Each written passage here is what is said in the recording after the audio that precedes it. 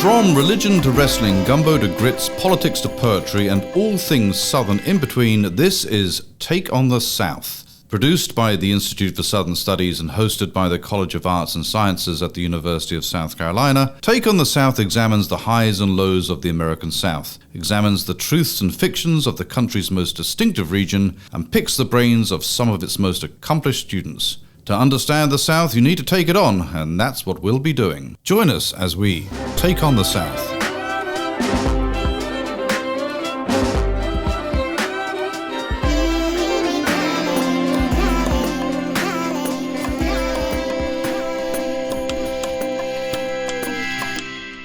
Hi, listeners. Welcome back to Take on the South, the podcast of the University of South Carolina's Institute for Southern Studies. I'm one of the hosts, Emily Allen, and I'm excited to share with you one of my conversations about music history and culture of the South. So our guest for this episode is Chloe Smith, who is a PhD candidate in music history at Yale University. Her work examines American folk and popular music traditions to explore social and cultural histories of the region she calls home, the U.S. South.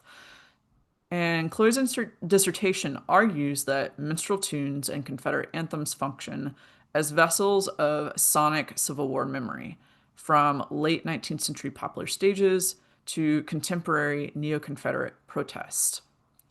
Chloe also frequently revisits her master's thesis research on musical discourses in Civil Rights era Birmingham, Alabama. A recent iteration of this project won the Mark Tucker Award at the 2024 Society for American Music National Conference.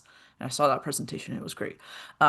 She is from Anniston, Alabama, and she completed her BA in History and Music in Birmingham and has worked as a music teacher and violinist for several years. So welcome, Chloe, to the podcast. Yeah, thanks so much for having me. I was so excited to get this invite. Yeah, and I'm really excited for people to kind of think about your work today. So just to kind of give our listeners and viewers some context, can you tell us a little bit more about yourself and your overall dissertation project? Yeah, I'd be happy to.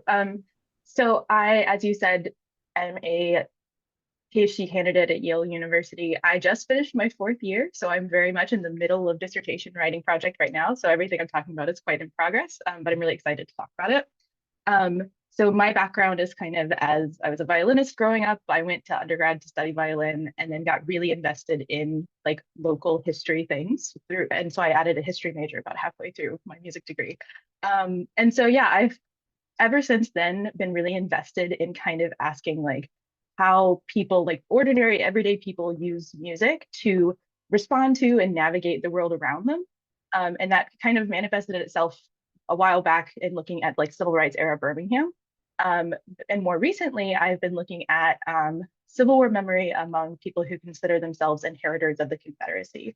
And so my dissertation project kind of started, I would actually say it was like in 2020 when COVID happened, lockdown happened, and that summer there was a lot of talk about Confederate monuments because of the protests after the death of George Floyd. And this was kind of like a hot topic everybody was talking about with like whether these monuments should come down or not. And there was this song, I don't know if you've heard it, Emily, or if any of your listeners have. It's I Wish I Was in Dixie. It's this minstrel song from the 1850s, blackface minstrel song, a popular song, that is basically waxing nostalgic for the Old South. And it was a Union version of this song came about like in the 1860s during the Civil War. And in 2020, people made this Union Dixie into a trap remix. And they were using it to comment on like on TikTok and like Facebook and YouTube. They were using this like contemporary reworking of a 19th century song to say something about like monuments coming down. It was a hot topic with the 2020 election, and people were using it as like a kind of social commentary. And for me, I one like thought it was just kind of entertaining and weird, but it led me to ask a lot of questions about like why do we take things from the past and use them in the present, and specifically songs from the past and adapt them in the present for what we want to say now. And what work does that do? And what does that have to do with memory of the 19th century and the Civil War? And so, yeah, that's kind of where my interests have coalesced into this dissertation project, which is called Old Times There Are Not Forgotten, White Southern Nostalgia and Sonic Dimensions of Civil War Memory. That pre-colon part of it is the second line from Dixie, that song. It's kind of the centerpiece of a lot of what I do. Um, but yeah, it's basically the big question for me in the dissertation is like, what in the world does sound and music have to do with processes of historical memory? And I'm analyzing it through my case study of the US South and the Civil War memory. Yeah, thank you for that overview. And so now that our listeners have some background here, we can maybe just focus on for today one chapter of your dissertation. You were getting into that a little bit, of course, with what you were seeing in 2020, and the George Floyd virality component of that minstrel song. So I kind of want to get into this chapter where you continue looking at how Confederate minstrel songs are manifesting in these 21st century contexts of what you call sonic Civil War memory. And because our listenership is quite broad in terms of background, I just want to get into some terminology here so that our listeners kind of can understand what we're getting into. What do you mean exactly by sonic memory? And what do you feel like are some examples of sonic memory?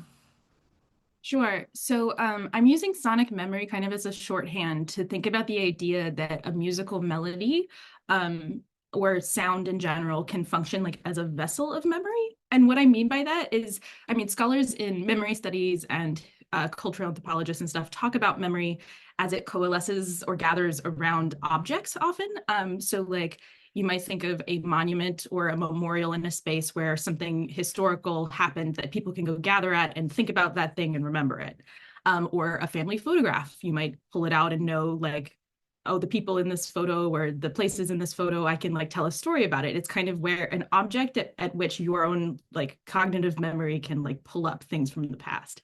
And so my dissertation kind of starts from the idea that like music and sound work in a similar way, but have very different characteristics than a photograph or a stone monument or something. And so I don't know, maybe a good example would be like the idea that when you're a kid and you have a parent who sings a lullaby to you, that song is comforting to you when you're a child. Maybe you hear it every night. And so maybe 20 years later, you're in college, you are stressed out about exams coming up and you need to soothe yourself, you might pull up a song from the past in order to kind of capture the mood or capture something about your past that is comforting to you. And this happens in all sorts of ways. We think about like the nostalgia of like listening to a song you knew when you were in high school and jamming out on the radio. And so all of these things kind of, to me, are I'm really interested in how like the characteristics of sound make this possible. And so the framework that I'm thinking of is like kind of this three-part thing that sonic memory is accessible. It's something that I can pull that lullaby from my childhood into wherever space I need it, right up in my own lungs, singing it. It is easy to pull up. It's also malleable, is the second word that I'm using. And that to me means that one, I could change the lyrics to it. If I need to make it a pep talk for a specific thing, I can make that comforting feeling in the memories I have with the song adapted to something new. Or also just like moving something from the past into the present, like it's no longer a parent singing a lullaby to me. It's a different context, but the meaning is connected over time is kind of the point I'm making there. And then finally, the last characteristic of sound that makes sonic memory really work is its mobility. The fact that I could take a recording of a song and play it for you, that I could teach it to my friend next to me and we can sing it together. There's just something about sound that operates differently than like a stone statue or a symbol or even a myth or a story. And that's kind of the place where I'm wanting to dig in. And also something that I feel like American Civil War memory studies hasn't quite yet gotten into how cool sound is in the process of making memory. And so that's kind of where I'm trying to get in with my sonic memory shorthand.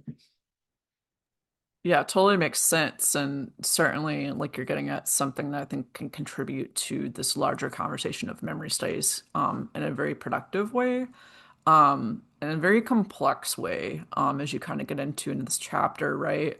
In the sense that you like get into how the sonic Civil War memory goes on to sometimes enable Neo-Confederate sonic violence as well. So this kind of memory, I think, gets into some things that people don't necessarily always think about. So just to kind of continue giving people some context here, especially like the term Neo-Confederate and the term sonic violence, right? So how did Neo-Confederate ideology begin to develop and when?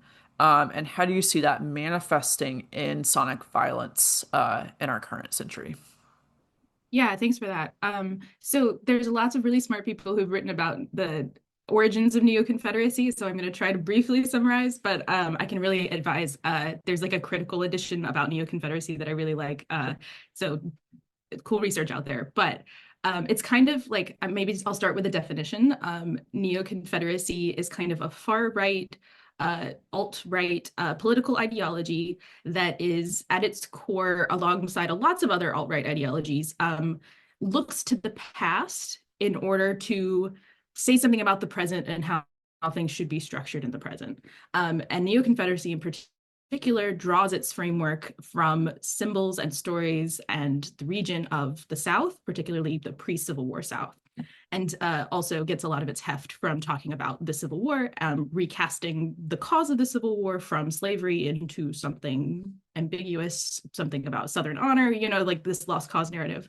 And so it's a far-right reactionary movement that's kind of against the idea of social progress in a lot of ways. And I think that, I don't know, scholars trace it all the way back to like the 1930s. They talk about like paleoconservatism. But I think the first big, like definitely Neo-Confederate platform is in the middle of the 1990s. I think it's 95. Two academics, one from University of Alabama, one from University of North Carolina, Chapel Hill. They published a manifesto called, I don't have the name of it off the top of my head, the New Dixie Manifesto. There it is. And it's the South Will Rise Again is kind of the subcolon title of it. And it's in the Washington Post. It's pretty broadly accessible. And basically, like, the three main ideas that come out of this manifesto is one, that the not only was the Civil War a war of Northern aggression, but that war of Northern aggression is still happening in the 90s, that the federal government and all of its liberal overreach is stifling the South, and their corrective is home rule for states. Like, they want a confederacy where states are more independent than the current way the federal and state system works in the United States. Their second idea is that there is a ongoing genocide of Southern culture and its symbols. And basically that's about like their ability to teach Southern history how they want to, the idea that Southern monuments and Confederate monuments in particular are being torn down. And they see that as a bad thing. And the final thing that I kind of draw from this manifesto is the idea of the heritage, not hate, which is a theme that we hear a lot from people defending, especially the Confederate battle flag. And it's the idea that the South was not uniquely racist, and that the Civil War was not, in fact, over slavery or anti-Blackness in the first place. So all of these ideas kind of coalesce in this manifesto in the 90s. And afterwards, like, I feel like that even in the 90s, this is quite a fringe political platform to hold, right? But I see through the 2000s and through the early 2010s, these themes kind of transform in ways like, and I'm thinking especially like in terms of sonic violence, minstrel songs like I Wish I Was in Dixie, and that song is also a Confederate war anthem. It works in both ways. Are kind of deployed and used in order to posit this quite exclusionary political idea. It's in order to like throw it in people's faces, often is kind of the way that it's used. And so one of my case studies in the dissertation gets into, there's this protest that happens in 2017 in Dallas. And there is a Confederate War Memorial that has existed in the park, in this park in Dallas since 1896. It's been around for a long time. And there is in 2017, kind of in this moment of like, there's the Black Lives Matter protests, there's protests about Confederate monuments happening across the South. A group of people come to this war memorial and they gather underneath and they're giving speeches and they try to advocate for the removal of the monument. And a couple of people from the Sons of Confederate Veterans chapter, local to Dallas, show up And they're kind of bristling at the idea that the Confederacy had anything to do with slavery, anything to do with contemporary anti-Blackness. It's right in the wake of the Charleston shooting with Dylann Roof. And so in this moment, there's kind of, it becomes like a back and forth debate about what did the Civil War mean? Were the original Confederates racist? Are these symbols still racist? And in the height of this conversation, it's devolving, people aren't listening to each other. They start singing. And that's like a moment to me that I have zoomed in on. Originally, like the anti-monument protesters, which are largely Black people, start singing the civil rights anthem, "We Shall Overcome," which is drawing upon a long history of resistance to white supremacy. And in that moment, there's two figures from the Sons of Confederate Veterans chapter who immediately, as loudly as they can, start singing Dixie in the faces of these Black protesters. And so most of what I'm trying to draw when I say sonic violence is the idea that they're using sound to dominate the scene, to like posit an ideology about what the past should, or what the past, that the past should be reinflected now in the future. And they're have this like ideology that they are basically using their voices as loudly as they can, basically shouting to crush out dissent, to say, this is our space, you don't belong here. And they carry like all the historical legacy of blackface minstrelsy, of the domination and like control and possession of blackface minstrelsy, like white people taking like painting themselves Black and like positing that the Old South was actually not that bad. They take these historical legacies and like force them into a place with their voices, basically. And so I think a lot about like what the effects are in that space. Like it's like in order to make the counter protesters, eventually the anti-monument protesters who were there first, turn their backs and walk away. It has to be like some amount of like humiliating to have somebody sing in your face that they wish we were back in the time of slavery. There's some amount of like physical overwhelming your ears with how loud it is. So in all of these ways, like they're using a song to capture something about the Old South that they really value, and to just inflict it in the faces of people who disagree with them and in the ears of people who disagree with them. And I see this work playing out in several different scenes that I get into more in the chapter, but I feel like this was a case that was kind of like a viral moment briefly, like after it happened. And it has allowed me to just think about like, what is sound doing that's not just like, it's not just like waxing nostalgic, it's not just being sentimental about the Old South, but it's something active and it's something forceful and it's something violent ultimately. Yeah, and we'll kind of come back to what you were getting at with the Dallas case study in terms of in these physical sites, right? How that sonic violence is like being executed and manifesting. Kind of turning for a minute to the other side of this, which is the digital spaces, right? You talk a lot about how you're using digital ethnography to observe a lot of this, like the how sonic Civil War memory and how Neo-Confederate sonic violence manifest. So what has that process been like for you in doing digital ethnography to unpack everything you were just talking about? Sure. Well, first of all, I was really surprised that this was the way my research went. I had never done digital ethnography before this project. It was not something that I expected to do. I'm kind of a music historian, and like I'd never looked at anything past the 70s until recently.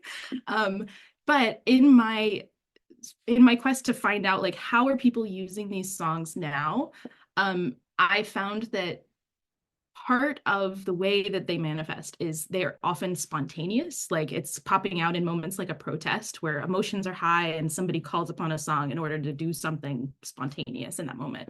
And so it's quite hard to like plan to go do physical ethnography somewhere where I think they might sing. Like there's something just like really practical about being able to analyze videos of these moments that have already happened. So yeah, it kind of stumbled across this because I was like looking for the songs on YouTube and just happened to scroll through the comments because I love to do that on YouTube. And people say crazy things in the comment sections of these songs on YouTube. So it'll be anything from I Wish I Was in Dixie to like the Bonnie Blue Flag to God Save the South, like all of these different Southern anthems. And I have come to understand the comment sections on these videos as sites where people do a lot of work to connect the history of the Confederacy and their memory of the Confederacy to their present day.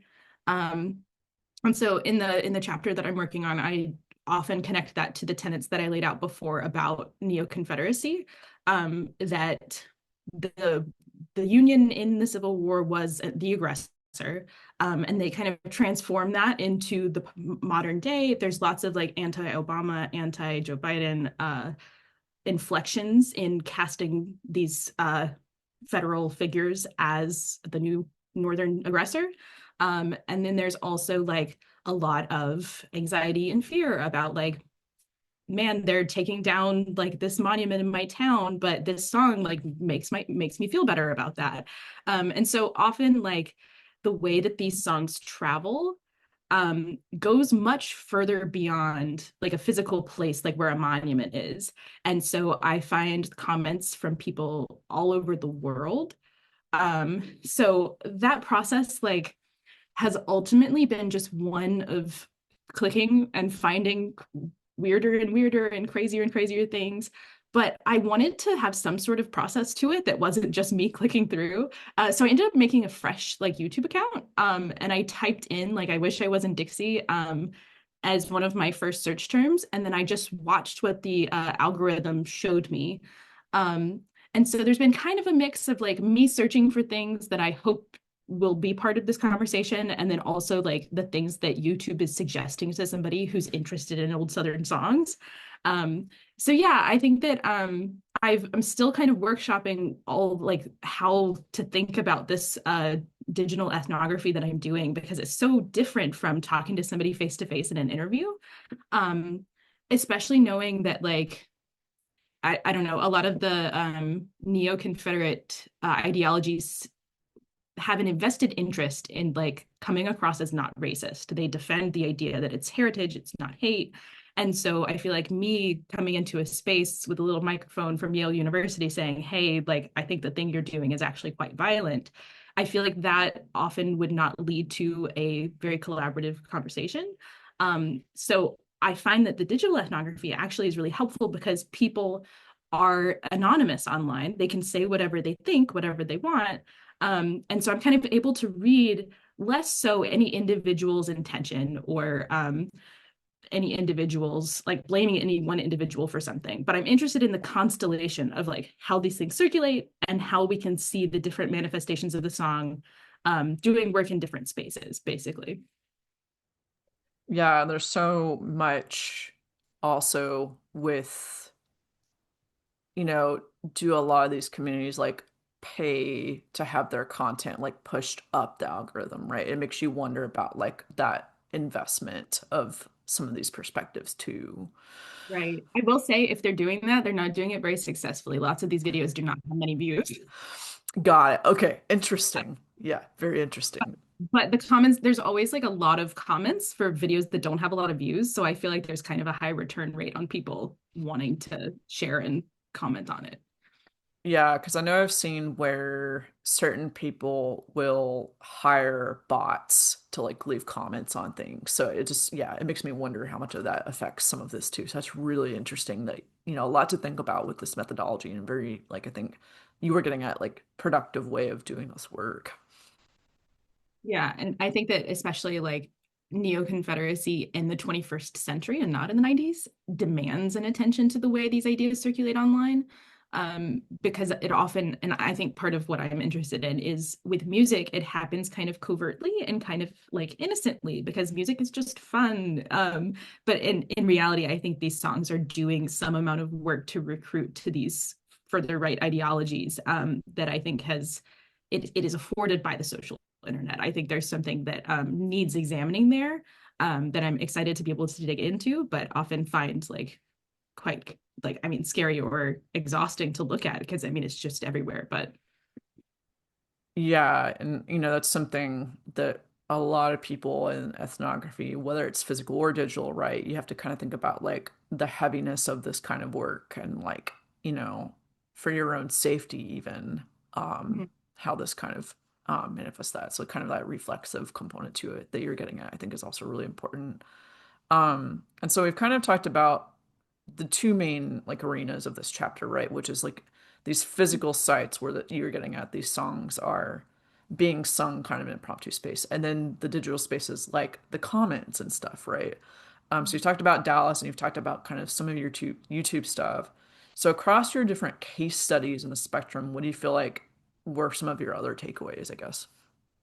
Sure. Yeah. I think that the main one that we haven't touched on yet is kind of back to the physical spaces. I have one case study that I find really fascinating.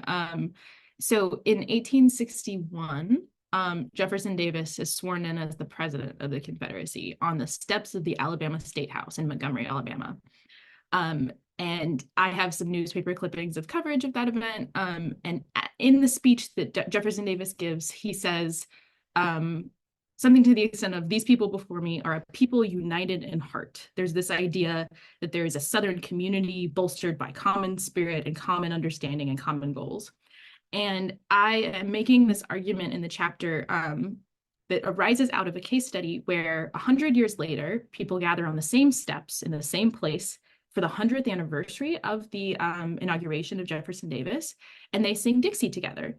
Um, and that's in 2011. And then 4 years later in 2015, there's another performance of Dixie on the Alabama State House steps. And this one is in response to some state legislature decision that Confederate flags couldn't be flown in public buildings. And they're protesting that idea. And so I look at these performances of Dixie that happen in the same place. And my thing that I get to eventually is that there's something about performing Dixie, like especially in a crowd of people, that allows a different kind of relationship to history, that just gathering together and standing there doesn't quite do. That singing a song together that people feel is like an anthem of the Confederate South allows a kind of cross-temporal community to exist that is that people united in heart that Davis talked about at his inauguration more than 100 years, or it was 150 years ago, actually. My math brain doesn't work right. So I kind of think about like, what does it mean to sing a song in a place that's already so heavily imbued with historical memory? And I think that the place allows, like, it kind of organizes the scene. It allows people to gather in the place to do a thing. But there's something about singing together. It's kind of an affective, emotional experience. There's something embodied about performance that allows these people, both in 2011 and in 2015 for different reasons gathered there, to access some sort of community through cultural memory that they're not only just referencing, but they are actively, like viscerally and in an embodied way, situating themselves in. And so I think that like ultimately what I'm trying to get at across the case studies is by building, like by singing these songs and circulating these songs, and even to the furthest extent, like listening to the song on YouTube and bopping along as you listen, there's something that situates you within a sphere, a public sphere of what I'm calling inheritors of the Confederacy. And that's not to say any one individual is making a decision to call themselves a Confederate, but it's circulating these texts or these songs creates this public sphere of discourse about Civil War memory, and that it's really easy to tap into because of the affordances of sound. And so people from underneath the Dallas Monument, these Sons of Confederate Veterans, are actually like literally inheritors of the Confederacy. They have to do paperwork to prove they're genealogically descended from veterans. All the way to, I find people in Russia and China saying, "God bless the Confederacy." Like, this really resonates with my own political moment. And so by investing in these songs and by performing them and drawing them up into your own body, it does something to connect yourself not only to other people in the space that sing the song with you, but to a community over time who has an investment in articulating and defending what the South even is. And so, yeah, I think that like it operates in different ways, and basically like in the digital sphere, it's able to become more and more untethered from the regional South at all. Like it doesn't have much to do with the actual ground of what it is to be in the South regionally anymore. But I think that shows kind of why it's so important to look at music in these spaces, because it allows these ideologies about like who, like this transmutating northern aggressor, for example, like who even is that? It allows it to become anybody. It allows people to take up the symbols and the stories and the myths of the Confederacy and apply them anywhere. And I think that that's like really worth digging into. And I think the songs are like the one really underlooked at way that this happens. Yeah, and I feel like the across physical and digital space kind of gets at this like big breadth of the problem now. Awesome. Well, thank you, Chloe, for sharing your expertise with us today. Yeah, thank you so much for having me. This has been really fun. Yeah, you've definitely given us a lot to think about and a lot to consider in, like you said, both digital and physical spaces. And listeners, just as a recap, you just heard from the awesome Chloe Smith, who is a PhD candidate in music history at Yale University. And I'm your host, Emily Allen, and we'll see you next time here on Take on the South.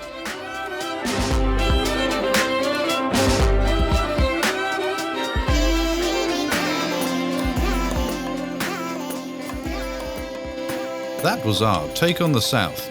Let us know yours. Find us on Facebook, Twitter, and Instagram at U of SC South. Take on the South is produced by Matt Simmons of the Institute for Southern Studies. Special thanks to Professor Dave Garner of the University of South Carolina School of Music for composing our music. Tune in next time for another Take on the South.